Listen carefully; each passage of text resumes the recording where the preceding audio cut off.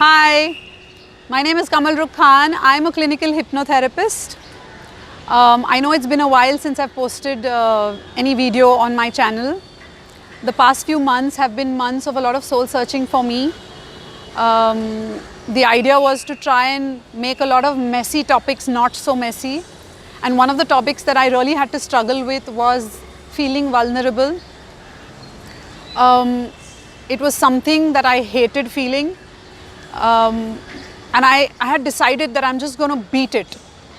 And so when vulnerability pushed, I pushed harder, and this tug of war just kept continuing until one fine day I lost.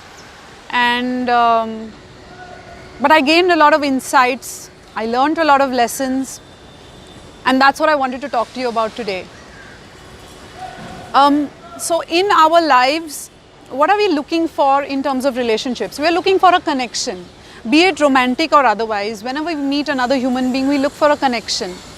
And research has proved that in order to form a connection with another human being, the one ingredient that is so very important is the emotion of vulnerability. And in spite of knowing this, we find it so difficult to be vulnerable with another human being. We instantly just numb our feelings, we instantly take all the fears, worries, shame, guilt, put them in a box and say, no, I don't want you. But what we don't understand is you cannot selectively numb emotions. If you have numbed these emotions, then you're also numbing happiness and joy and gratitude. And when happiness and joy and gratitude automatically gets numbed, you're miserable. And you just find that there's no purpose in your life. And you're just getting depressed. There's a lot of depression, there's a lot of addictions to substance abuse, and next thing you know, you're miserable again, and then there's this vicious cycle that's formed. And we live in such a difficult world. There's so much of judgment. There is this quest for perfection, where you have to have the perfect face or you have to have the perfect body. We are under so much pressure. There is plastic surgeries happening just to change the way your face looks. Unfortunately, we are actually transferring this craze for perfection onto our children, where by the time they are born, we've already decided that we want to send them to Harvard or to Yale, or they have to be athletes or they have to be academicians. And that is not our job. Our job is purely to hold that bundle of joy in our arms, to love it as much as we possibly can, to accept all its imperfections, and know that it's wired for struggle, and all we need to do is just support that child. So what we are essentially doing is we are vacillating between 2 points, where on one side we say I love you and I want to be with you, and on the other side we say, but I'm afraid of rejection, so I'm not going to tell you. A lot of times we have couples where the woman wants her male partner to confide in her and to tell her his feelings, and when he actually does so, she just recoils in shame or in disgust, and vice versa. A lot of times when women confide in their male partners, and the male partners just kind of get frustrated and they set out to solve her problems, and their own self-esteem suddenly starts depending on how fast and how efficiently and how well they are solving her problems.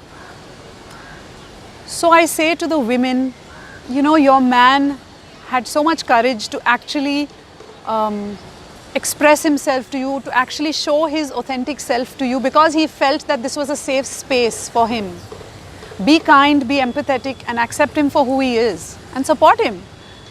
And to the men I say, your woman just needs to be heard. She needs to be seen. She doesn't need you to solve her problems. She just needs you to support her and to stand by her throughout her entire journey or throughout the entire process. And before I conclude, I wanted to just leave you with a few things. One is, let us just deviate from this pressure.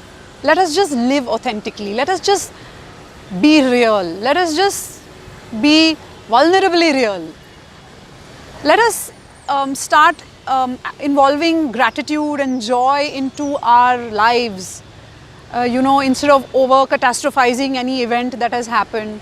The fact that we feel vulnerable means that we are alive, that we feel. Because a person who does not feel vulnerable has no connection with people, has no empathy. So feel grateful for that. Vulnerable people are people who live a very wholehearted life, who live a very real life. These are people who are kind and empathetic. These are people who will be the first ones to, say I'm sorry. These are people who will be the first ones to say I love you in spite of the uncertainty of that relationship. These are people who are real. And let us now be those people, and let us create a space where others can be vulnerable to us, so that we are creating a very kind space, a very kind world, a very empathetic world around us. And most of all, let us truly believe that we are enough for ourselves. When I start operating from the premise that I am enough for me, then the screaming stops and the tolerance sets in, the kindness sets in, the empathy sets in. And so, if you are ever in a relationship and if you feel that you want to be in one, or if you are in one, please, I urge you to choose the courage and embrace vulnerability. And you will see that your relationship just blooms, and it becomes so enriching and so beautiful and so real.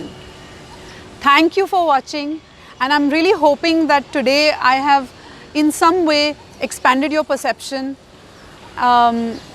towards this particular feeling of vulnerability. And I wish you all the very best. God bless and bye-bye.